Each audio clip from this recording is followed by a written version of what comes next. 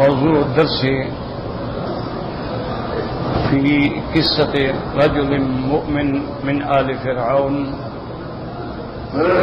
سورة المؤمن تفسير ابن كثير. الحمد لله رب العالمين والصلاة والسلام على أشرف الأنبياء وسيد المرسلين سيدنا محمد وعلى آله وأصحابه أجمعين. اللهم صل على سيدنا محمد وعلى آل سيدنا محمد كما صليت على إبراهيم وعلى آل إبراهيم في العالمين إنك حميد مجيد. أعوذ بالله من الشيطان الرجيم. بسم الله الرحمن الرحيم. وقال رجل مؤمن من آل فرعون يكتم إيمانه أتقتلون رجلا أن يقول ربي الله وقد جاءكم بالبينات من ربكم وإن يك كاذبا فعليه كذبه وإن يك صادقا يصبكم بعض الذي يعدكم إن الله لا يهدي من هو مسرف كذاب. يا قوم لكم الملك اليوم ظاهرين في الأرض فمن ينصرنا من بأس الله إن جاءنا. قال فرعون ما أريكم إلا ما أرى وما أهديكم إلا سبيل الرشاد. قال المؤلف والمفسر رحمه الله تعالى أدام النفع بعلومه وعلومكم في الدارين آمين إلى أن قال المشهور أن هذا الرجل المؤمن كان قبطيا من آل فرعون.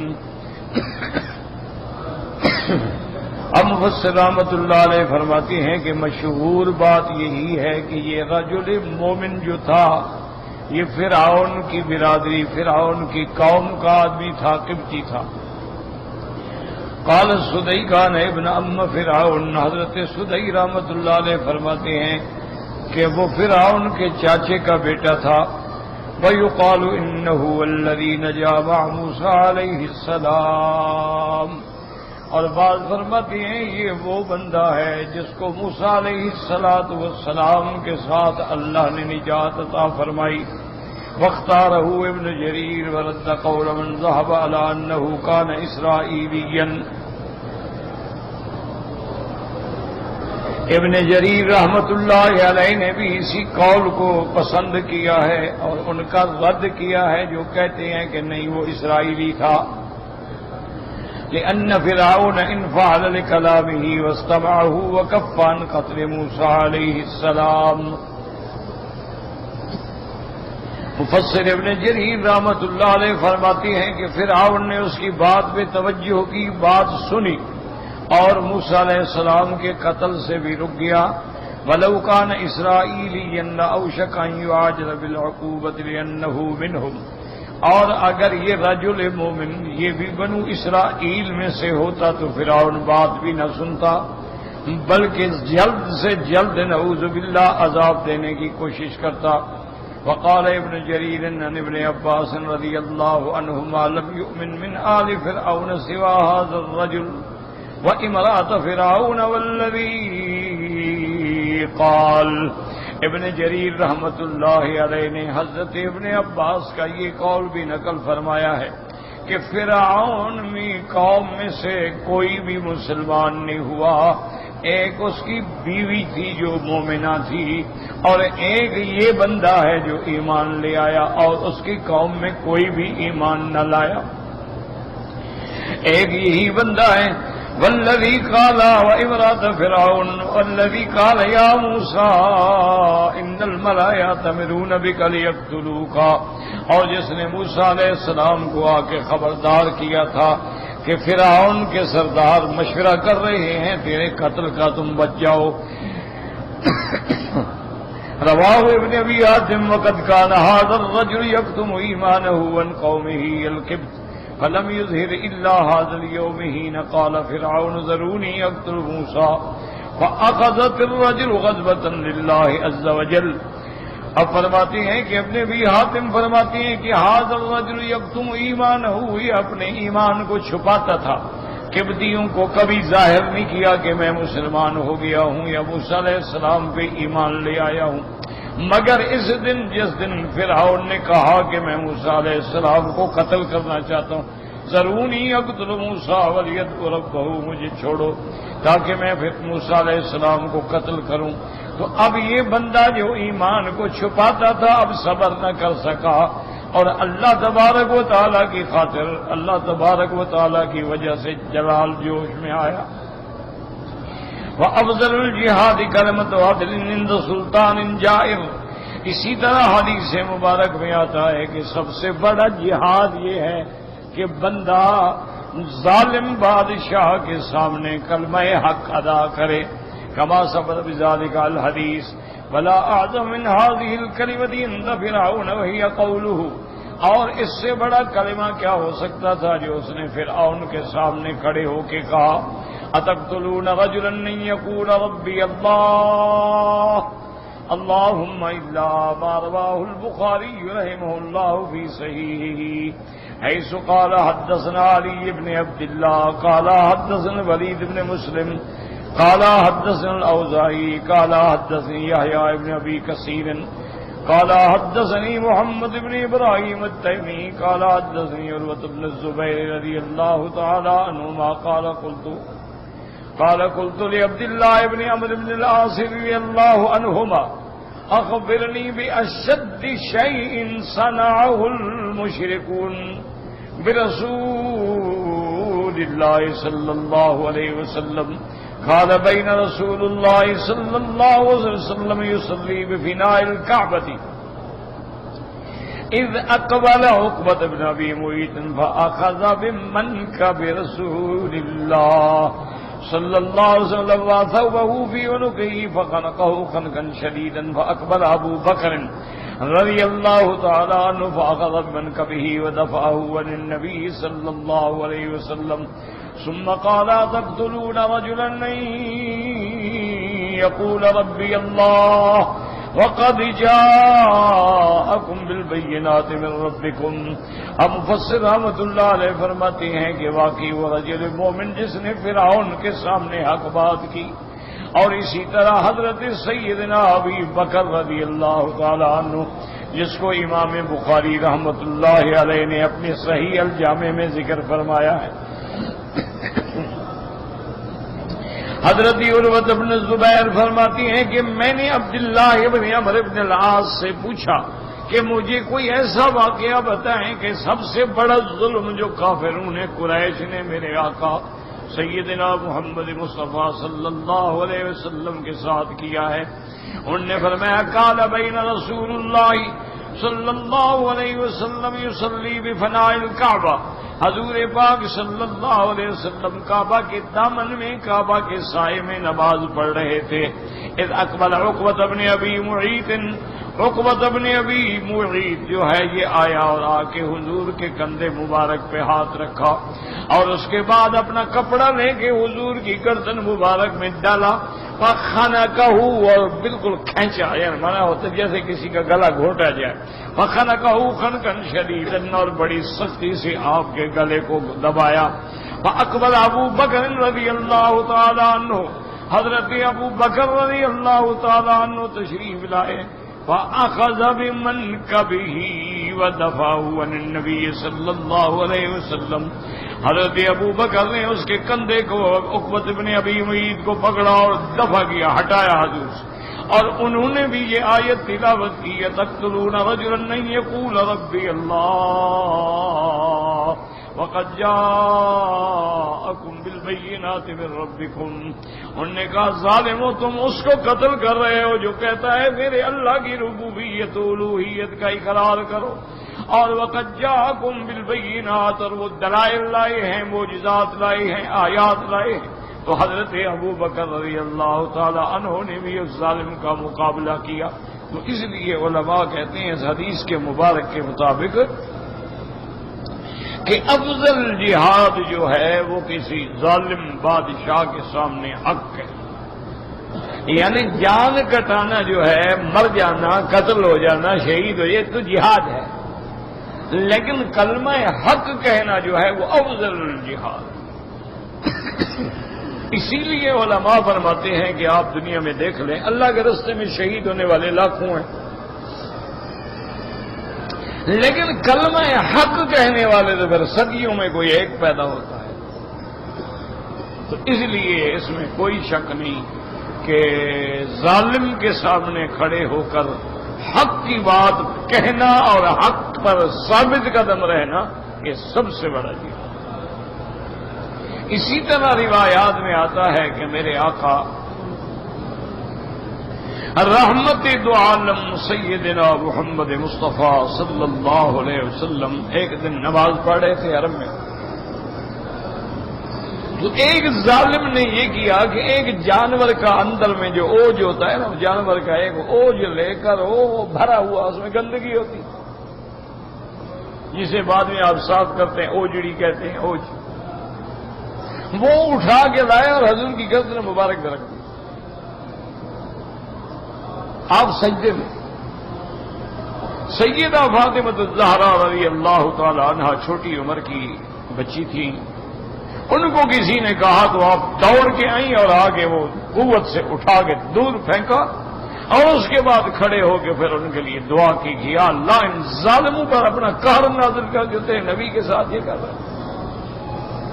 تو کلمہ حق کہنا اور ظالم کے سامنے آ کے کھڑا ہونا جو ہے یہ کوئی معمولی بات نہیں، یہ کہہ دینا تو بڑا آسان ہے۔ اسی طرح آپ دیکھ لیں کہ امام احمد ابن حنبل رحمت اللہ علیہ نے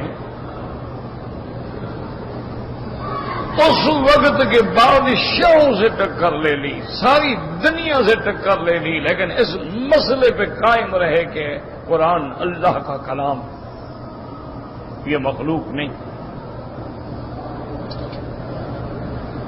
اب ظلم و ستم کی انتہا ہو گئی امام صاحب کے ساتھ،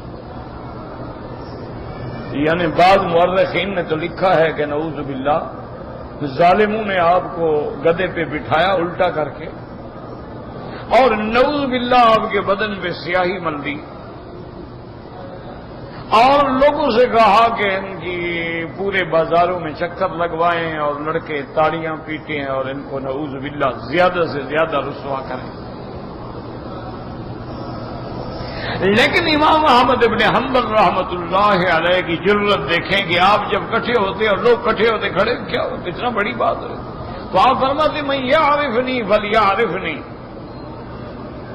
اے لوگوں جو مجھے پہچان گئے وہ پہچان گئے، نہیں پہچانے انا احمد ابن حنبل، میں احمد ابن حنبل، اور میں اپنے عقیدے کے مطابق قائم ہوں کہ اللہ کا قرآن اللہ کا کلام ہے، مخلوق نہیں۔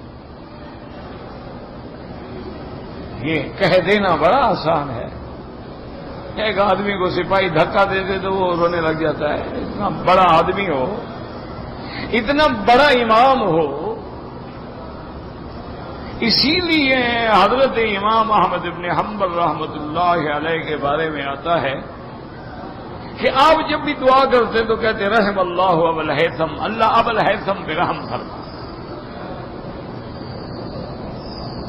ایک دن کسی حجت والے شاگرد نے پوچھ لیا، اس نے کہا امام آپ کیا کرتے ہیں، اس کے لیے دعا مانگتے ہیں، وہ ڈاکو ہے، وہ قاتل ہے، اس نے پورے علاقے میں فساد برپا کر رکھا ہے، وہ تو بڑا ظالم آدمی ہے اور آپ اس کے لیے دعا کر رہے ہیں۔ آپ نے فرمایا اصل بات یہ ہے کہ مجھے جب بادشاہ کی فوج گرفتار کر کے لے جا رہی تھی اور پہلی دفعہ زندگی میں گرفتار ہوا تھا اور جیل اور پھر جیل کی دہشت اور وہاں کے سخت ملازمین اور ان کا رویہ، تو میں اس وقت بڑا مضطرب تھا، حتیٰ کہ میرا بدن ڈر کے مارے میرے پاؤں بھی کانپ رہے تھے۔ اتنی دیر میں ایک آدمی آیا، آگے پیچھے پولیس ہے اور اس کے پاؤں میں بیڑیاں ہیں اور ہاتھوں میں ہتھ کڑیاں ہیں اور بڑی اور بڑے تم تراک سے آ رہا ہے اور آگے پیچھے پولیس ہے. وہ میرے قریب آیا تو کھڑا ہو گیا, کہنے لگا انت احمد ابن حنبل؟ کہنے لگا احمد ابن حنبل تم ہو؟ میں نے کہا ہاں. اور نے کہا یار میری طرف دیکھو, میں ڈاکو ہوں, قاتل ہوں, دیکھو کیسے شان سے جا رہا ہوں, تم اللہ کے دین کے لیے پاؤں کانپ رہے ہیں تمہارے. یہ دیکھو میں ڈاکو ہوں, میں چور ہوں, میں قاتل ہوں, مجرم ہوں, لیکن دیکھا نہیں میں کیسے جا رہا ہوں, یہ مجھ سے ڈر رہے ہیں, میں تو جکڑا ہوا ہوں. لیکن شیر تو پنجرے میں بھی شیر ہوتا ہے نا, اور تم اللہ کے دین کے لیے کھڑے اور پاؤں تمہارے کانپ رہے ہیں. تو حضرت احمد ابن حنبل فرماتے تھے کہ اس کی اس بات سے اللہ نے مجھے اتنا طاقت دے دی کہ 90 کوڑا میری گردن پہ مارا گیا, ایک کوڑے سے بھی بندہ مر جاتا ہے, لیکن میں نے اوف نہیں کی. تو یہ اس کی وجہ سے مجھے جرأت ملی تھی. میں اس لیے دعا کرتا ہوں کہ اللہ اس پہ رحم کرے. وہ قادر ہے, کریم ہے, چاہے تو 100 کے قاتل کو بخش دے. تو حق کہنا, یہ باتیں کرنا بڑی آسان ہے, اور کمرے میں بیٹھ کے اور ٹی وی اسٹیشنوں پہ بیٹھ کے اور جناب لاکھوں کے مجمع میں بیٹھ کے اور تقریریں کرنا, یہ تو بڑا آسان ہے, سب لوگ کر لیتے ہیں. حضرت شاہ کی رحمت اللہ علیہ, عطا اللہ شاہ بخاری رحمت اللہ علیہ کے بارے میں بھی سنا ہے. ہو سکتا ہے کچھ واقعات نقل کرنے میں غلطی بھی ہوتی ہو,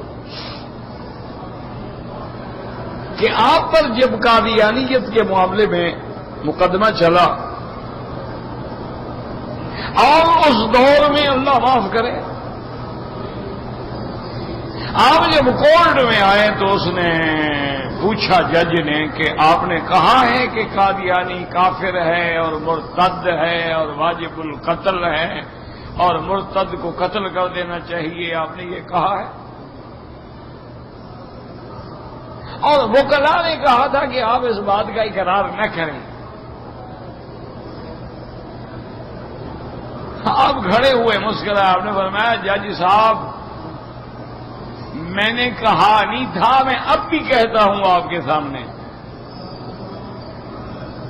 کہ قادیانی مرتد ہے اور ہر مرتد واجب القتل ہے, اور اگر اللہ نے مجھے موت دینے کے بعد قبر سے بھی کھڑا کیا تب بھی کہوں گا. کہا تھا نہیں, کہہ رہا, اب بھی کہہ رہا ہوں. لیکن آپ نے فرمایا کہ اب دیکھیں گے, پہلے بھی ایک دفعہ کورٹ تھی, عدالت تھی, لیکن کرسی پہ بیٹھنے والا جج کافر تھا, اس نے بھی مجھ سے یہی سوال پوچھا تھا, میں نے اس وقت بھی یہی کہا تھا, لیکن وہ تو کافر تھا, اس نے تو میرا مقدمہ ختم کر دیا, تمہارا پتہ نہیں تم کیا کرتے ہو. تو کہنا بڑا, زبان سے کہنا بڑا, لیکن حق کہنا, اور پھر خاص طور پہ فرعون جیسے آدمی کے سامنے کھڑے ہو کے حق کہنا, یہ کوئی معمولی بات نہیں ہوتی ہے. ابھی جہل کے سامنے کھڑے ہو کے حق کہنا, 7 سال کی بچی ہے بی بی اسماء, ابھی جہل آتا ہے اور کہتے ہیں آئیں نا ابو کی, اسماء کہاں ہے تمہارا باپ؟ نے کہا لا ادری, میں نہیں جانتی کہ اب کہاں ہوگا.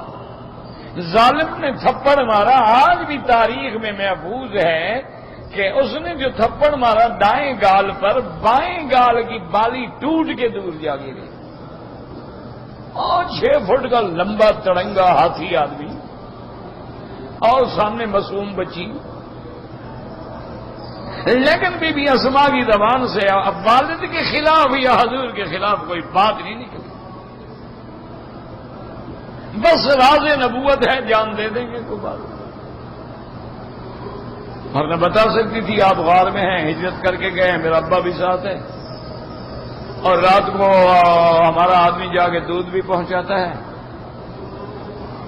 1 منٹ کی بات ہے, تو گھر کے لوگ تھے, سب کچھ جانتے تھے, لیکن اس نے مار برداشت کر لی, زبان سے بات نہیں نکالی. اس لیے یہ کہہ دینا بڑا آسان ہے میرا بھائی, تقریروں پہ اور ممبروں پہ بیٹھ کے اور حلوے کھا کے. اسی لیے ہمارے ایک بزرگ تھے, میرے استاد بھی تھے, بزرگ بھی تھے, بہت بڑے عالم بھی تھے, مجاہد بھی تھے, اللہ ان کی قبر پہ سب سب علماء کی جو فوت ہو چکے ہیں قبروں پہ کروڑوں رحمتیں فرمائے، وہ ہمیشہ کہا کرتے تھے بیٹا وکیل صاحب بیٹا ہم قیامت میں پتہ نہیں خدا کو کیا جواب دیں گے، انبیاء اور اللہ کے اولیاء نے پتھر کھا کے بھی حق پہنچایا، ہم نے حلوہ کھا کے بھی نہ پہنچایا۔ فرماتے تھے بیٹا خدا جانے ہم کیا جواب دیں۔ انبیاء نے پتھر برداشت کیے، بلال کو تڑپایا گیا، صحابہ کو پھانسیوں پہ لٹکایا گیا، یعنی تپتے ہوئے مکے کے سنگ ریزوں پہ لٹایا گیا، اوپر سینے پہ پتھر رکھے گئے، بڑے بڑے کانٹے کھجور کے لا کے بدن میں ایک جیسے کانٹے چبوتے ہیں چبوئے گئے، لیکن انہوں نے کلمہ توحید نہیں چھوڑا۔ کہا ہمیں لوگ حلوہ دیتے ہیں، گاڑیاں لاتے ہیں، ہوائی جہازوں کی ٹکٹ دیتے ہیں، استقبال کرتے ہیں، گلے میں پھول ڈالتے ہیں، جلوس کر نکال کے لے جاتے، پھر بھی ہم حق نہ کہیں تو خدا کو کیا جواب؟ اتنے اکرام کے بعد بھی حق کی بات نہ کریں۔ تو اس لیے فرماتے ہیں کہ بھئی حضرت ابو بکر رضی اللہ تعالی عنہ نے بھی یہ حق ادا کیا۔ انفرد بالبخاری من حدیث اللوزائی قال وتابعه محمد بن اسحاق بن ابراہیم بن عروۃ النبی به وقال ابن ابي حاتم حدثنا هارون بن اسحاق الحمدانی قال حدثنا عبدان الشامی عن ابن عروۃ النبی ان عمرو بن العاص رضی اللہ تعالی عنہ سئل ما اشد ما رأیت قریشا بلغوا من رسول اللہ صلی اللہ علیہ وسلم نے بھی یہی روایت نقل کی ہے کہ حضرت عمرو بن العاص سے پوچھا، سوال ہوا کہ سب سے سخت کارروائی جو قریش نے حضور کے خلاف کی، قال مر بهم صلی اللہ علیہ وسلم فقالوا له انت تنهانا ان نعبد ما يعبد آباؤنا فقال انا ذاك فقاموا اليه فاخذوا بمجامع ثيابه فرأيت ابا بكر رضي الله تعالى عنه مهتزه من ورائه وهو يصيح باعلى صوته وان عينيه ليسيلان ويقول يا قوم يتقتلون رجلا ان يقول ربي الله وقد جاءكم بالبينات من ربكم والتفرق من الآية كلها وهكذا رواه النسائی۔ وہ فرماتی ہیں کہ حضور صلی اللہ علیہ وسلم ایک دن گزرے تو قریشی بیٹھے ہوئے تھے، ان قریشیوں نے کہا انت تنہانا ان نعبد ما يعبد آباؤنا، انہوں نے کہا آپ ہمیں منع کرتے ہیں کہ جن خداؤں کی ہمارے ماں باپ دادا عبادت کرتے آئے ہیں، آپ کہتے ہیں ان کو ہم چھوڑ دیں، عبادت نہ کریں، وہ بندہ تم ہو؟ آپ نے فرمایا ہاں انا ذاک، وہ بندہ میں ہوں، میں دعوت توحید دیتا ہوں۔ تو وہ ظالم اکٹھے ہوئے اور حضور کے کپڑوں کو پکڑ کے آپ کو خانہ کا آپ کے گلے کے اندر کپڑا ڈال کے کھینچا، اور فرماتے ہیں کہ میں نے دیکھا ورائے تو ابا بکر رضی اللہ تعالی عنہ محتزنہ من ورائہ، کہ حضرت ابو بکر پیچھے سے آپ کی ڈھال بنے ہوئے تھے، وہ یصیح باعلی صوتہ، اور بڑے بلند آواز کے ساتھ کہہ رہے تھے، اور ابو بکر کی آنکھیں جو ہیں وہ آنسو بہا رہی تھیں، اور ان کی زبان پہ یہ آیات مبارک تھی، اتقتلون رجلا ان یقول ربی اللہ وقد جاءکم بالبینات من ربکم، یہ ساری آیت تلاوت کی۔ اب مفسر فرماتے ہیں اسی طرح امام نسائی نے من حدیث عبدۃ وجاء مسلم بن اللہ رضی اللہ تعالی انہوں نے بھی نقل کی ہے، وقوله تعالی وقد جاءکم بالبينات من ربكم اي كيف تقتلون رجلا لكون يقول ربي الله وقد قامكم برهان صدق ما جاءكم به من الحق، کہ تم کیسے ایک بندے کو قتل کرنا چاہتے ہو جو بندہ کیا کہتا ہے تمہیں کہ اللہ کی الوہیت اور ربوبیت کا اقرار کرو، اور اس پہ وہ دلائل لے کے آیا ہے۔ ثم تنظر ما في المخاطب وقال ان يكن كاذبا، پھر ان کے بعد ان کو خطاب کر کے کہتے ہیں کہ ظالمو غور کرو، اگر نعوذ باللہ وہ جھوٹا ہے، اللہ پہ جھوٹ بول رہا ہے تو اللہ تبارک و تعالیٰ خود اس کو پکڑیں گے، لیکن اگر وہ سچ کہہ رہا ہے تو پھر نتیجہ یہ ہے کہ تمہیں لازماً عذاب پہنچے گا۔ وَإِن يَكُ كَاذِبًا فَعَلَيْهِ كَذِبُهُ وَإِن يَكُ صَادِقًا يُصِبْكُم بَعْضَ الَّذِي يَعِدُكُم، یعنی اذا لم يَزَلْ لَكُمْ سِيَّةُ مَا جَاءَكُم بِهِ مِنَ الْعَقْلِ وَالرَّأْيِ التَّامِّ وَالْحَزْمِ أَن تُتْرِكُوهُ وَنَفْسَهُ، اگر تمہارے عقل تمہاری فکر، تمہاری رائے سے حقیقت تم پہ واضح نہیں ہوتی، حقیقت تم کو سمجھ نہیں آتی، تو پھر غور کر کے دیکھ لو، اس کو چھوڑ دو، اس کو ایذا نہ پہنچاؤ۔ فَإِن يَكُ كَاذِبًا، نعوذ باللہ، اگر وہ جھوٹ بولتا ہے، فَإِنَّ اللَّهَ سُبْحَانَهُ وَتَعَالَىٰ سَيُجَازِيهُ، پھر اللہ اس کو خود بدلہ دیں گے عَلَىٰ كَذْبِهِ بِالْعُقُوبَةِ فِي الدُّنْيَا وَالْآخِرَةِ، اللہ تبارک و تعالیٰ جھوٹ کا اس کو سزا دیں گے دنیا میں بھی آخرت میں بھی۔ وَإِن يَكُ صَادِقًا، اور اگر وہ سچا ہوا، وَقَدْ آذَيْتُمُوهُ يَعِظُكُمْ بَعْضَ الَّذِي يَعِظُكُمْ فَإِنَّهُ يَوْعِدُكُمْ مَنْ خَالَفْتُمُوهُ بِعَذَابٍ فِي الدُّنْيَا وَالْآخِرَةِ، اور اگر وہ سچا ہوا اور تم اس کو تکلیفیں دیتے ہو، تو پھر جس عذاب سے وہ تمہیں ڈراتا ہے، اس عذاب میں سے دیکھنا ماشاءاللہ کسی نے نکال دیا ہوگا نا، اللہ کی رحمت سے، انا للہ و انا الیہ راجعون، کھڑے ہوں گے، پتہ بھی ہے تار لگی ہوئی، لیکن وہی ٹیک لگائیں گے۔ فَمِنَ الْجَاهِدِينَ عِندَكُم مَّن يَكُونَ صَادِقًا فَيَنبَغِي عَلَىٰ هَٰذَا أَن لَّا تَتَعَرَّضُوا لَهُ بَلْ اتْرُكُوهُ وَقَوْمُهُ يَدْعُوهُمْ وَيَتَّبِعُونَهُ، اور اگر وہ سچا بھی ہے اور تم نہیں مانتے تو چھوڑ دو، وہ جانے اور اس کی قوم جانے۔ یہ کیا ہے؟ بات نہ ماننا لیکن عذاب دینا یا تکلیفیں پہنچانا۔ وَهَكَذَا أَخْبَرَ اللَّهُ عَزَّ وَجَلَّ عَن مُوسَىٰ عَلَيْهِ السَّلَامَ أَنَّهُ طَلَبَ مِن فِرْعَوْنَ وَقَوْمِهِ الْوَدَاعَةَ، اللہ پاک نے فرمایا کہ موسیٰ علیہ السلام نے بھی فرعون سے یہی کہا تھا، اگر تم میری باتیں نہیں مانتے ہو نہ مانو، لیکن قوم بنی اسرائیل کو کیوں عذاب دیتے ہو؟ لَنُرْسِلَنَّ مَعِيَ بَنِي اسرائیل، تم میرے ساتھ میری قوم کو بھیج دو، جیسے قرآن میں آیا کہ فتنا قبلہم قوم فرعون جاءہم رسول کریم، ان کے پاس بھی شان والا پیغمبر آیا، ان ادو الی عباد اللہ، حضرت موسیٰ نے فرمایا ظالمو، اللہ کے بندے، میری قوم میرے حوالے کر دو بس۔ انی لکم رسول امین، میں اللہ کی طرف سے پیغمبر ہوں اور امانت والا۔ وَأَلَّا تَعْلُوا عَلَى اللَّهِ إِنِّي آتِيكُم بِسُلْطَانٍ مُّبِينٍ، بڑائی نہ دکھاؤ خدا کے مقابلے پہ، میں تو بڑی کھلی نشانی لے کے آیا ہوں۔ وَإِنِّي عُذْتُ بِرَبِّي وَرَبِّكُمْ أَن تَرْجِمُونِ وَإِن لَّمْ تُؤْمِنُوا لِي فَاعْتَذِرُونِ، اور میں نے اپنے رب کی پناہ پکڑ لی ہے، اللہ تبارک و تعالیٰ کی پناہ میں آ گیا ہوں۔ وَإِن لَّمْ تُؤْمِنُوا لِي، اگر تم مجھ پر ایمان نہیں لے آتے ہو تو ہٹ جاؤ، میرے راستے سے ہٹ جاؤ، نہیں مانتے ہو نہ مانو، چلو ایمان نہ لاؤ، مخالفت تو چھوڑو نا۔ وَهَكَذَا قَالَ رَسُولُ اللَّهِ صَلَّى اللَّهُ عَلَيْهِ وسلم قُرَيْشٍ يَتْرُكُوهُ يَدْعُو إِلَى اللَّهِ تَعَالَى عِبَادَ اللَّهِ وَلَا يَمَسُّوهُ بِسُوءٍ وَيَصِلُوا مَا بَيْنَهُ وَبَيْنَهُم مِّنَ الْقَرَابَةِ بِمَا بَيْنَ فِي تَرْكِ أَذِيَّتِهِ قَالَ اللَّهُ عَزَّ وَجَلَّ قُل لَّا أَسْأَلُكُمْ عَلَيْهِ أَجْرًا إِلَّا الْمَوَدَّةَ فِي الْقُرْبَىٰ أَن لَّا تُؤْذُونِي فِيمَا بَيْنِي وَبَيْنَكُمْ وَلَا تُؤْذُونِي وَتَتَّقُوا بَيْنِي وَبَيْنَ النَّاسِ وَلَا وَقَاتِلُوا الْيَهُودَ يَوْمَ الْحُدَيْبِيَّةِ وَكَانَ فَتًى مُّبِينًا۔ اسی طرح میرے آقا سیدنا محمد مصطفیٰ صلی اللہ علیہ وسلم نے، آپ نے بھی قریش سے فرمایا کہ اے لوگوں، تم نہیں مانتے ہو نہ مانو، لیکن میرے راستے سے دیوار نہ بنو، اور جو لوگ ایمان لانا چاہتے ہیں ان کو بھی ایمان کے اندر رکاوٹ پیدا نہ کرو۔ وَلَا يَمَسُّهُ بِسُوءٍ، کم از کم کچھ نہیں کر سکتے ہو تو میری اور تمہارے درمیان میں جو رشتہ داری ہے اسی کا کچھ خیال کر لو، کیونکہ حضور کا خاندان بھی تو بنو ہاشم ہے، تو کوئی قریش کا ایسا قبیلہ، ایسا فخر، ایسا وطن نہیں ہے جس میں حضور پاک کا لازم کہیں نہ کہیں جا کے قرابت ملتی ہے، کیونکہ اصولی بات یہ ہوتی ہے کہ سب سے بڑا شعب ہوتا ہے،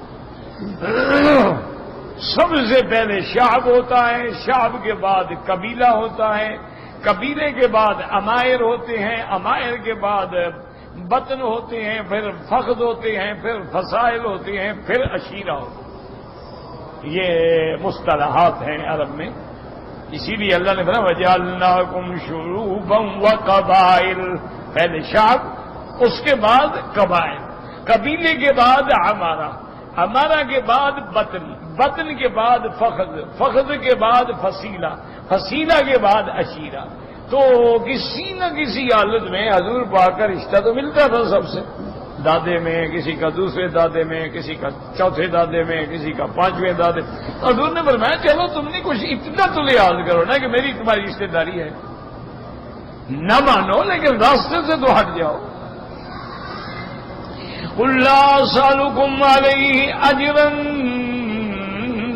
الا المودة في القربى. میں تم سے کوئی بدلہ نہیں مانتا، کوئی انعام نہیں مانگتا، صرف یہ چاہتا ہوں کہ میری رشتہ داری کو کم از کم صاف رکھ لو. لا تؤذونی فیما بینی و بینکم، تم مجھے ایذا نہ دو تاکہ تمہارے اور میرے درمیان میں جو قرابت ہے اس کا کچھ خیال کر لو. ولا تؤذونی وتترکوا بینی و بین الناس، اور تم مجھے تکلیفیں نہ پہنچاؤ، مجھے چھوڑ دو کہ میں لوگوں کو اللہ کے دین کی دعوت دوں. اب فرماتے ہیں کہ اسی طرح پھر یوم الحدیبیہ والے دن جو ہے وہ صلح جو ہوئی اس میں بھی یہی معاہدہ تھا نا کہ اب ہم 10 سال کے لیے ایک دوسرے کے خلاف جنگ نہیں کریں گے. اور اللہ تبارک و تعالی نے اسی صلح کو اللہ پاک نے فتح مبین بنا دیا. انا فتحنا لک فتحا مبینا. وہ معاہدہ ہوتا گیا اور اسلام پھیلتا گیا. اب خود اندازہ کریں نا کہ جس دن صلح ہو رہی ہے 1500 صحابی ہیں حضور کے ساتھ، 1500. اچھا صلح کو چند عرصہ گزرا ہے، چند سال گزرے ہیں، اور حضور پاک جب فتح مکہ کے لیے آ رہے ہیں تو 10,000 کا لشکر آپ کے ساتھ. اللہ کی حکمت ہے، اللہ نے اسی فتح، اسی صلح جو تھی اسی کو فتح بنا دیا. یہ نہیں ہوتا کہ کافروں سے صلح نہ کرو، بالکل صلح جائز ہے، کافروں سے جائز ہے، یہودیوں سے جائز ہے، عیسائیوں سے جائز ہے، لیکن صلح کا معنی یہ نہیں ہوتا کہ اسلام کو نقصان ہو. اور اللہ کے پیغمبر تھے، ان کو تو پتہ تھا نا کہ جو جو صلح ہو رہی ہے وہ اللہ کے حکم سے ہو رہی ہے. صلح کرنا جائز، لیکن یہ صلح نہیں ہوتی کہ کل کو تمہیں کوئی کہے کہ بھئی تمہاری ہمارے صلح اس طرح ہے کہ نماز چھوڑ دو، قرآن چھوڑ دو، قرآن بدل دو، آیات بدل دو، نصاب اپنا بدل دو، تعلیم اپنی بدل دو، اخلاق بدل دو، روایات بدل دو، آزادی اختیار کرو، کفار کی طرح لڑکیوں کو سڑکوں پہ لے آؤ، بے حیائی عام کرو، زنا کھول دو. یہ کیا صلح ہے بھائی؟ یہ تو صلح نہیں ہوتی. صلح تو یہ ہوتی ہے کہ بھئی ہم آپ کے خلاف جنگ نہیں کریں گے، آپ ہمارے خلاف جنگ کریں. اور حضور اپنے عہد پہ قائم رہے. عہد توڑا تو انہوں نے توڑا. حضور صلی اللہ علیہ وسلم اپنے عہد پہ قائم رہے. اللہ کا نبی ہے، اللہ کے نبی کا بھی یاد کر کے پھر اور اللہ نے پھر ایسی شان دی کہ پہلے خیبر فتح ہو گیا، اس کے بعد جتنے قریبی علاقے تھے فتح ہے، سارے فتوحات ہو گئے. اس کے بعد پھر حضور نے جب فتح مکہ کے لیے ارادہ کیا تو پھر 10,000 کا لشکر حضور کے ساتھ آ. قریش پہاڑوں پہ کھڑے دیکھ رہے ہیں اور کانپ رہے ہیں.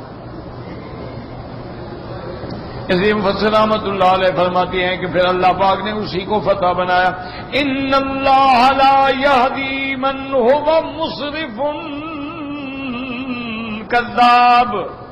اے لو کان هذا الذي يذم الله تعالى ارسل اليكم قاضيكم وعظم لكان امره بين يذكر لاحد في اقواله وافعاله فكان تكون في غايه الاختلاف والاستلاف وهذا امر سديدا ومنهجه مستقيما ولو كان المسلمين الكذابين ما هداه الله وارشده الى ما تنظام امره وفعله. اب اس نے یہ بھی کہا کہ ان اللہ لا يهدي من ہوا مسرف کذاب. جو آدمی حد سے نکلنے والا ہو، جھوٹا ہو، اس کو خدا ہدایت نہیں دیتے. اور نے کہا ظالم و موسیٰ علیہ السلام کی باتیں سنو کیا کہتا ہے، اس میں تو کوئی جھوٹ نہیں. تو اگر نعوذ باللہ وہ جھوٹا ہوتا تو پھر وہ ایسی باتیں تو نہ کر سکتا. وہ تو ہر بات میں ہدایت کی بات کر رہا ہے جو دلیل ہے کہ وہ سچا ہے. اس لیے مفسر فرماتے لو کان ھذا الذی یزعم کہ اللہ نے اس کو رسول بنا کے بھیجا ہے، لیکن نعوذ باللہ اگر وہ جھوٹا ہو کما تزعمون جیسے تم گمان کرتے ہو، لکان امرہ بینا تو پھر اس کا جھوٹ بھی واضح ہو جاتا، ہر کسی پہ اس کے اقوال و افعال کھل جاتے، اس میں اختلاف ہوتا، اضطراب ہوتا. لیکن موسیٰ علیہ السلام تو بالکل سیدھے راستے پہ ہیں، ان کا منہج جو ہے بالکل مستقیم ہے. اگر وہ مسرفین کذابین میں ہوتے تو اللہ ان کو ہدایت ہی نہ کرتا. وارشدوا الی ما تنظام امرہ وفعلہ، ان کا امر دیکھیں، احکام دیکھیں، افعال دیکھیں. ثم قال المؤمن محذرا قومه زوال نعمت اللہ عنہم وحلول نقمت اللہ بہم. اس کے بعد اس رجل مومن نے اپنی قوم کو ڈرایا کہ ظالم ہو، کہیں ایسا نہ ہو جو اللہ نعمت دیتے ہیں وہ چھین بھی تو سکتے ہیں. جس اللہ نے تمہیں طاقت دی ہے، بادشاہ دی ہے، وہ اللہ چھیننے پہ بھی قادر ہے. جس اللہ نے تمہیں صحت دی ہے وہ بیماری دینے پہ بھی قادر ہے. اللہ کے عذاب سے ڈرو. یا قوم لکم الملک اليوم ظاہرین فی الارض. اے قدن اللہ علیکم بہذا الملک والظہور فی الارض بالکلمۃ النافذہ والجاہ العریض فراؤ هذه النعمۃ بشکر اللہ وتصدیق رسولہ واحذروا نعمت اللہ ان کذبتم رسولہ. اللہ نے تم کو انعام کیا ہے، تمہیں ملک دیا ہے، تمہیں سلطنت دی ہے، تمہیں زمین پہ قوت دی ہے، تمہارا کلمہ چل رہا ہے، حکم چل رہا ہے، اتنی بڑی شان دی ہے. اللہ کی اس نعمت کا شکر کرو، اللہ کے رسول کی تصدیق کرو، اللہ کے عذاب سے بچ جاؤ. اگر تم نے اللہ کے پیغمبر کو جھٹلایا تو اللہ کا عذاب تمہیں پکڑ لے گا. فَمَن يَنصُرُنَا مِن بَأْسِ اللَّهِ إِن جَاءَنَا أَلَا تُغْنِيَنكُمْ هَٰذِهِ وَهَٰذَا السَّاكِرُ وَلَا تَرُدُّوا عَنَّا شَيْئًا مِن بَأْسِ اللَّهِ إِنْ أَرَادَنَا بِسُوءٍ. کہنے لگا پھر یہ تمہارے لشکر، یہ تمہاری طاقت، یہ تمہارے فوج، تمہاری سپاہی کچھ بھی نہیں کر سکتے. اگر اللہ کا عذاب آیا تو اس کو کون ٹالے گا؟ قال فرعون لقومه رادن لما شار بهذا الرجل الصالح البار الراشد الذي كان احق بالملك من فرعون. اب فرعون نے جواب دیا اس بندے کا. مفسر کہتا ہے کہ ایسا بندہ جو صالح بھی تھا، جو اللہ تبارک و تعالیٰ کے ماننے والا، سیدھے رستے پہ چلنے والا، حق بات پہ اڑنے والا، اصل تو یہ مستحق تھا کہ فرعون کے بجائے ایسا آدمی ملک کا بادشاہ ہوتا. فرعون کہنے لگا ما اریکم الا ما ارا وما اہدیکم الا سبیل الرشاد. ما اریکم الا ما ارا ما اقول لکم واشیر علیکم الا ما اراه لنفسی وقد كذب فرعون فإنه كان حقا کو صدق موسیٰ سیما جابی من الرسالت. کہنے لگا دیکھو میں تو تم کو وہی بات کہتا ہوں جو اپنے لیے بہتر سمجھتا ہوں، وہی بات تمہارے لیے بھی بہتر سمجھتا ہوں. مفسر فرماتی ہیں کہ یہ جھوٹ بولا اس بدبخت نے، حالانکہ فرعون جانتا تھا کہ موسیٰ علیہ السلام اللہ کے سچے رسول ہیں، اللہ کے سچے پیغمبر ہیں. قال قد انبان هؤلاء الارض السماوات والارض بصائر. اسی لیے موسیٰ علیہ السلام نے فرمایا لقد علمت، تم جانتے ہو کہ اللہ تبارک و تعالیٰ نے یہ جو کتاب اتاری ہے، جو وحی اتاری ہے، جو ہدایت اتاری ہے وہ سچ ہے. وقال اللہ تعالی وجحدوا بها واستيقنتها انفسهم ظلما وعلوا. لیکن انہوں نے حق کا انکار کیا، ظلم پہ اڑے رہے. فرعون کہنے لگا ما اریکم الا ما ارى كذب فيه وافترى وخان اللہ تبارک وتعالى ورسوله ورعیته وغشهم وما نصاهم. اب مفسر فرماتے ہیں اس نے جھوٹ بولا، اس نے افترا کیا، اس نے خیانت کی اللہ تبارک و تعالیٰ کے ساتھ بھی، اللہ کے پیغمبر کے ساتھ بھی، اپنے رعایا کے ساتھ بھی، اپنے رعایت کو بھی دھوکہ دیا، ان کی خیر خواہی نہیں سوچی. وما اہدیکم الا سبیل الرشاد اے وما ادعوکم الا الى طریق الحق والصدق والرشد والکذائب فی ذلک وان کان قومک لتعوتوا قال اللہ تبارک و تعالی. اور کہنے لگا میں تو تمہیں سیدھا راستہ دکھاتا ہوں، طریقے حق دکھاتا ہوں، طریقے صدق دکھاتا ہوں. لیکن مفسر فرماتے ہیں اس میں بھی ظالم نے جھوٹ بولا، اس نے کبھی حق کی بات نہیں کی، کبھی حق کا راستہ نہیں دکھایا. لیکن افسوس ہے اس کے ظلم کے باوجود اس کی قوم جو تھی وہ فرعون کے تابع رہی. فاتبعوا امر فرعون، وہ فرعون کے حکم پہ چلتی رہی. وما امر فرعون یستعجلون برشید، لیکن فرعون کا نظام چلنے والا نہیں، اس کا حکم جو ہے وہ کامیاب نہیں۔ قال جل فرعون قومه وما هدى، اللہ نے دوسرے مقام پہ فرمایا کہ اس ظالم نے اپنی قوم کو بھی گمراہ کیا، ہدایت کی بات نہ کی۔ وفي الحديث ما من إمام يموت يوم يموت وهو غاش لرعيته إلا لم يره رائحة الجنة وإن ريحها ليوجد من مسيرة 500 عام والله سبحانه وتعالى الموفق للصواب۔ اور ایک حدیث میں آتا ہے کہ جب کوئی بادشاہ یا کوئی سردار یا کوئی امیر اس حال میں مرے کہ اپنے رعایا کو دھوکہ دیتا تھا، اپنے رعایا کا مال کھاتا تھا، اللہ اس کو جنت کی خوشبو سے بھی محروم کر دیں گے۔ حالانکہ جنت کی خوشبو جو ہے وہ 500 سال کے فاصلے سے آ رہی ہوگی، لیکن وہ بندہ جس کو اللہ سردار بنائے، حاکم بنائے، امیر بنائے، پھر اپنے رعایا سے خیانت کرے تو اس کو اللہ یہ سزا دیں گے۔ واللہ اعلم، واللہ سبحانہ وتعالی الموفق للصواب۔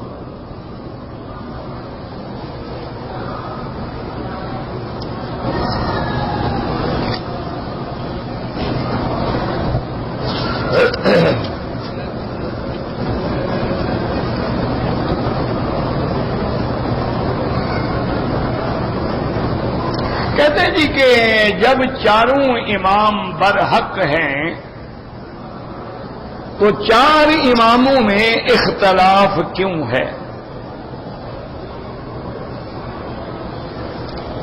میرا بھائی بات کو سنو سمجھو، سارے صحابہ حق تھے یا نہیں تھے؟ ہاں جی، چلو امام کا درجہ تو بعد میں آئے گا، صحابہ بھائی جن کے ایمان اور سچے ہونے کا اللہ نے قرآن میں بتلا دیا، اولئک هم المؤمنون حقا اولئک هم الصادقون اولئک هم الراشدون اولئک هم المفلحون، تو صحابہ سارے کے سارے سچے تھے کہ نہیں تھے؟ تو صحابہ میں اختلاف کیوں ہوا؟ جب سارے صحابہ سچے ہیں،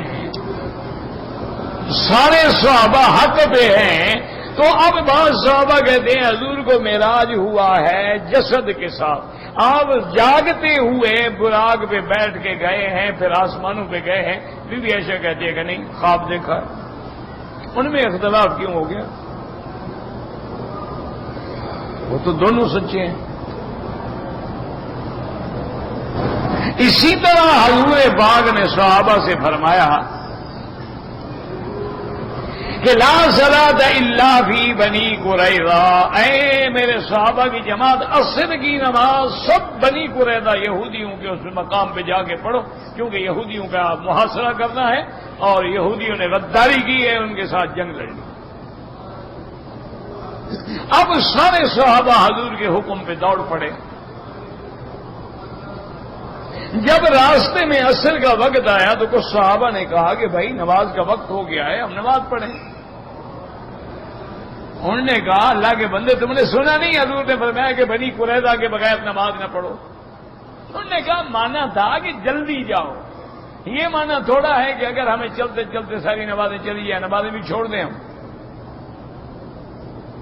تو بعض صحابہ نے نماز راستے میں پڑھ لی اور بعض نے بنی قریظہ میں جا کے پڑھی۔ ان میں جناب اختلاف کیوں ہو گیا؟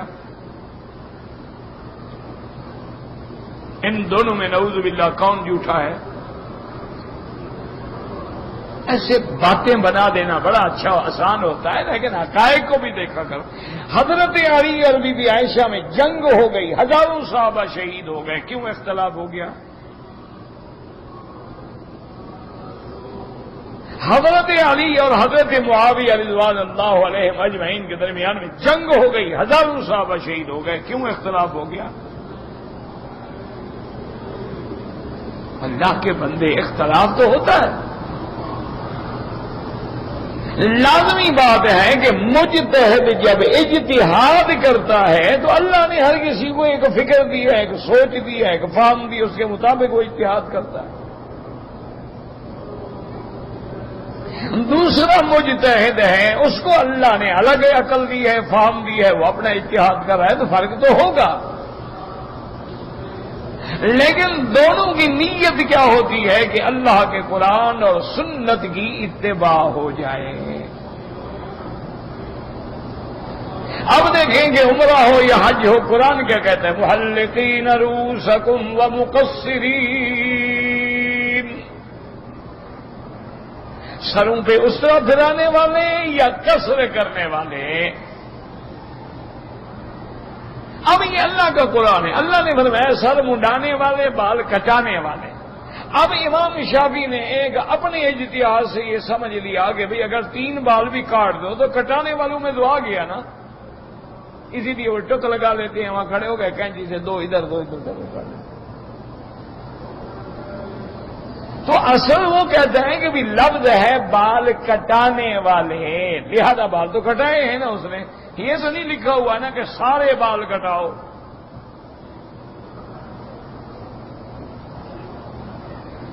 تو اس کا اجتہاد ہے۔ امام ابو حنیفہ رحمۃ اللہ علیہ فرماتے ہیں کہ نہیں، سارے سر پہ اس طرح پھرواؤ، کیونکہ تھوڑا تھوڑا اس طرح پھروانے کو حضور نے منع کیا ہے کہ بھی 4 حصے کر لیے، کبھی 1 حصہ، کبھی 2 حصے، کبھی مسئلہ کر رہے ہو، پورے سر پہ اس طرح پھراؤ۔ تو جب اس طرح سارے سر پہ ہے تو بال بھی سارے سر سے کٹوانے ہوں گے۔ دوسری بات یہ ہے کہ امام ابو حنیفہ فرماتے ہیں کہ قرآن اترا ہے حضرت محمد مصطفیٰ پہ، ہم یہ دیکھ لیں کہ حضور نے ٹک لگوائے ہیں یا بال پورے کٹوائے ہیں۔ تو اللہ کے بندے اختلاف تو ہوتا ہے، یہ کیا بات ہے کہ جی ان 4 امام اختلاف کیوں ہے؟ جی مسجد کے 4 دروازے ہیں، پھر 4 کیوں ہیں؟ ایک ہونا چاہیے، سارے اسی سے نکلیں اسی سے مریں، یہ کیا بات ہے؟ جب بھی یہ اجتہاد ہوگا، اسی لیے ہمیشہ یاد رکھیں کہ جو مسئلہ اصول میں ہے، مثلا مغرب کی 3 رکعتیں ہیں، کوئی اختلاف نہیں، عشاء کی 4 رکعتیں ہیں، کوئی امام نہیں کہہ سکتا کہ 5 ہیں۔ اختلاف کہاں ہوتا ہے کہ 2 حدیثیں آ گئی، بھی آمین ایسا بھی ہے، زور سے بھی ہے، ایک نہیں یہ حدیث لے لی، ایک نہیں یہ لے لی، تمہیں اختلاف نظر آتا ہے؟ یا اسی طرح ہوتا ہے کہ جیسے آپ کورٹ میں جاتے ہیں، ججز بیٹھے ہیں، وکلاء بیٹھے ہیں، ایک مدعی ہے، ایک مدعا علیہ ہے، اس کا بھی وکیل ہے، اس کا بھی وکیل ہے، وہ بھی وہاں جناب کھڑے ہو کے کتاب پیش کر رہا ہے، وہ کہتا ہے کہ جناب آپ دیکھیں کہ فلاں جگہ فلاں کتاب فلاں قانون فلاں تاریخ کا جو پہلا فیصلہ تھا اس کے حوالے کے مطابق یہ ہے، اور دوسرا وکیل کہتے ہیں نہیں جناب تم نے سمجھا نہیں، اس کا مقصد یہ ہے۔ اختلاف تو ہوگا، تو یہ تمہارے دماغ کی خرابی ہے، ان میں اختلاف فطری بات ہے۔ اچھا پھر حالات ہے، ایک حدیث ایک امام کو پہنچ گئی، ایک کو نہیں پہنچی، پھر بھی اختلاف ہوگا۔ اسی طرح مثلا 2 حدیثیں ہیں، ایک کو حضرت ابن عباس نے بیان کیا ہے، ایک کو حضرت عبداللہ ابن مسعود نے بیان کیا، ایک امام ابن عباس کی روایت لیتا ہے، وہ کہتے بھی چونکہ حبر المفسرین ہیں، حضور نے آپ کے لیے دعا کی تھی، لہذا جو روایت ابن عباس فرما رہے ہیں میں تو بھی اس حدیث کو لوں گا، اور امام ابو حنیفہ فرماتے ہیں کہ عبداللہ ابن مسعود چونکہ فقہائے صحابہ میں ہیں،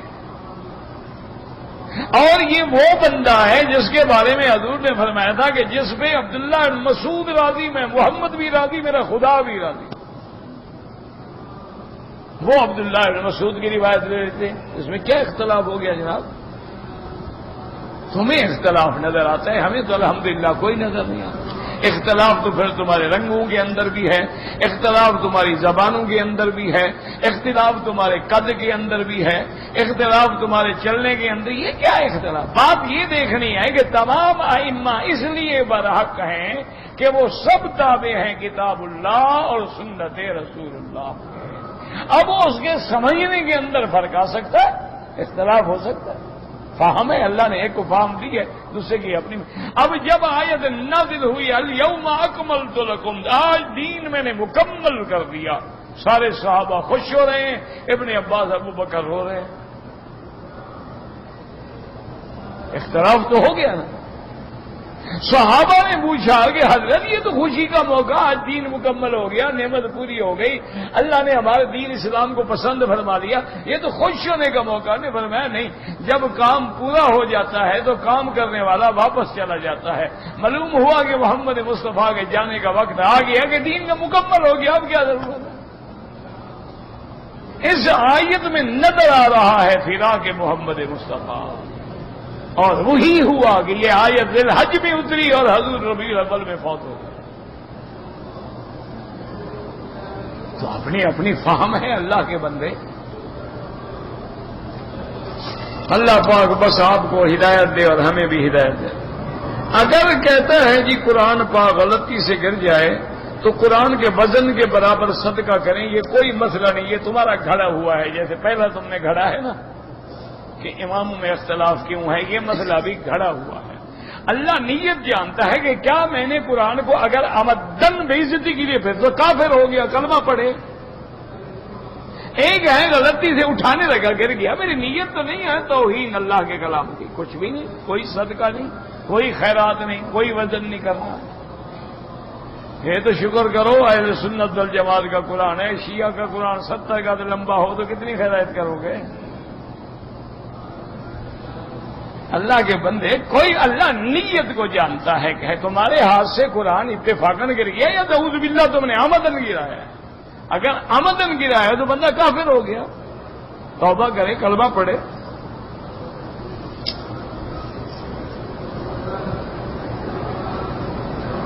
کوئی آدمی مر گیا، اس کے لیے حج عمرہ، ہاں جی بالکل نفلی عبادت ہے، بالکل کریں، اس کو ثواب اللہ دیں گے۔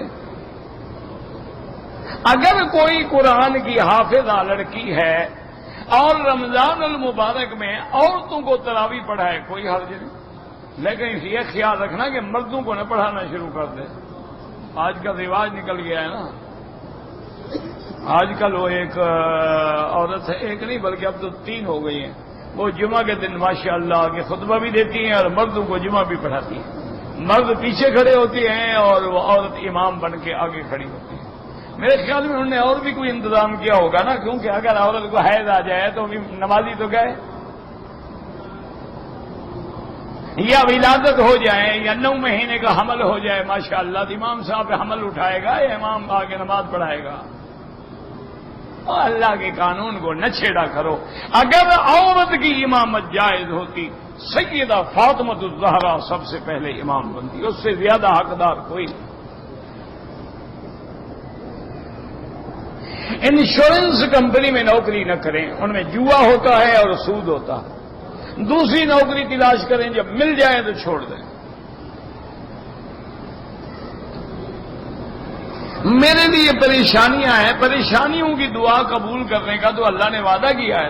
اَمَّن يُجِيبُ الْمُضْطَرَّ إِذَا دَعَاهُ، کون ہے جو پریشان حال لوگوں کی دعائیں قبول کرتا ہے؟ تو اللہ سے مانگو انشاءاللہ، اور حسبنا اللہ ونعم الوکیل، جتنا پڑھ سکتے ہو پڑھو، درود شریف، استغفار، انشاءاللہ سب پریشانیاں اللہ دور کر دیں گے۔ کفیل کے نام پہ کام کر کے کمانا حلال ہے اگر تمہارا اتفاق ہے۔ اگر تمہارا اتفاق ہے کہ بھئی کام میں کروں گا، پیسہ کون دے گا، کیا کرے گا، کیا لگائے گا، یا کام میں کروں گا، ذمہ داری قانونی تمہاری ہوگی، آپس میں اتفاق کر لو، کوئی بات نہیں۔ لیکن یہ بھی دیکھو کہ قانون اجازت بھی دیتا ہے کہ نہیں دیتا۔ یہ نہ ہونا کہ آپ اپنا سب کچھ کریں اور قانون اجازت نہیں دیتا ہو، احتیاط کرو اللہ کے قانون۔ یہاں تو مملکت میں قانون قرآن و سنت ہے، بلا وجہ کیوں چھیڑتے ہیں، پریشان ہوتے ہیں بعد میں۔ ربنا تقبل منا انك انت السميع العليم وتب علينا انك انت التواب الرحيم اللهم اجعل لنا وللمسلمين من كل هم فرجا ومن كل ضيق مخرجا ومن كل بلاء عافيا اللهم استرنا بسترك الجميل اللهم استرنا بسترك الجميل اللهم استرنا بسترك الجميل اللهم يسر امورنا فرج همومنا اقض حاجاتنا يا قاضي الحاجات اللهم اشفنا واشف مرضانا وارحم موتانا واستجب دعاءنا ولا تخيب رجاءنا برحمتك يا ارحم الراحمين اللهم انا نعوذ بك من زوال نعمتك وتحول عافيتك وفجاءة نقمتك وجميع سخطك صلى الله تعالى على خير خلقه سيدنا محمد وعلى آله وصحبه اجمعين اللهم صل على سيدنا محمد وعلى آل سيدنا محمد ہمارے پاس تو تصویر ہے